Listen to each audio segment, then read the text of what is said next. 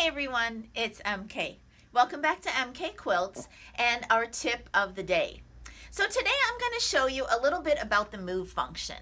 So I've been doing a lot of training recently with some new owners, and even some owners who have had Pro Stitcher for a while are really not very familiar with the move function.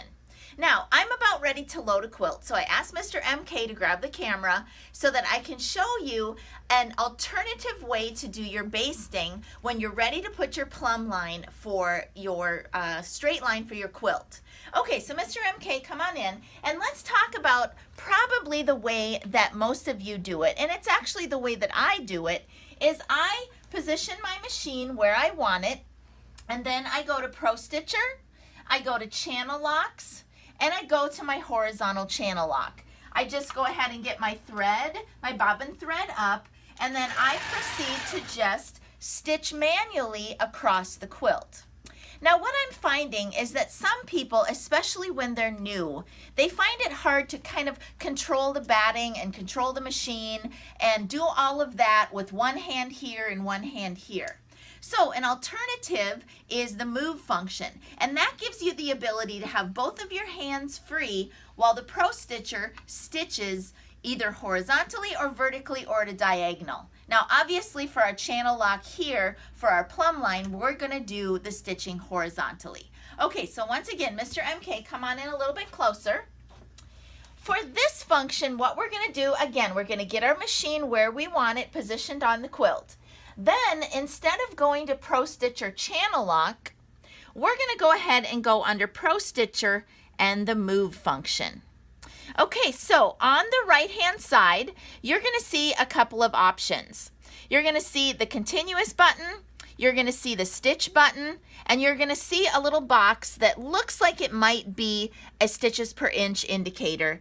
And then here is all your functionality for the different ways that you can move. Now what we actually want to do is make sure that continuous is depressed and the stitch function is depressed. What that's going to allow you to do is have the machine move and stitch continuously while you remove your hands from the handlebars, and you can go down here, adjust your batting, whatever you need to do. All right, so this little digit right here, this is actually not a stitches per inch indicator. This is actually a speed indicator. So you're going to see once I get this started, I can go ahead and either reduce that or increase that, and that will change the speed of my machine. Okay, so I'm in position. I've already got my bottom thread up. If you hadn't, you would want to do that right now. And then I'm going to go ahead and depress the right hand arrow, and now you'll see my machine is going perfectly horizontally.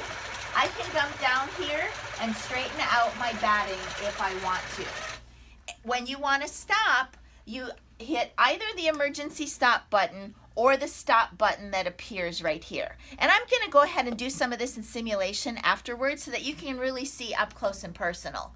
I'm going to go ahead and finish out this row, but I'm going to just increase the speed a little bit. So Mr. MK, why don't you come in while this is going. Again, we've got continuous on and stitch.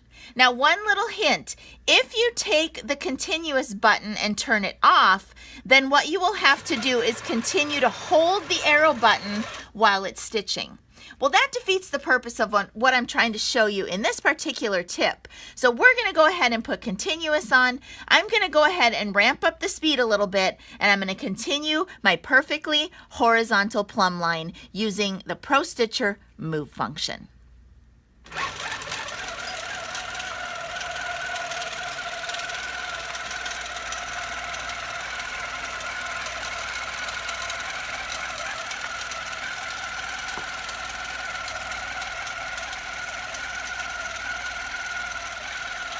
All right, so it's approaching the end of the quilt.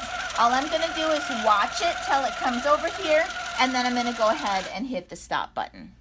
Okay, so let me take you into simulation, show you those steps one more time up close and personal, and thank you for joining us today at MK Quilts for your tip of the day. Happy quilting, everybody. Bye-bye.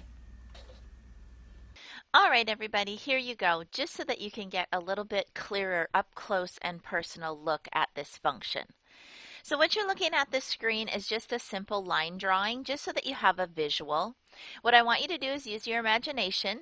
Pretend that this outer line is your backing fabric as it would be loaded on your frame. This line right here, this would be your batting that you've laid on top of your backing fabric. All right, what you would do is grab your machine, put it in position. You're going to want to do a needle down, needle up so that you can pull up your bobbin thread. Then you're going to go over to Pro Stitcher Move.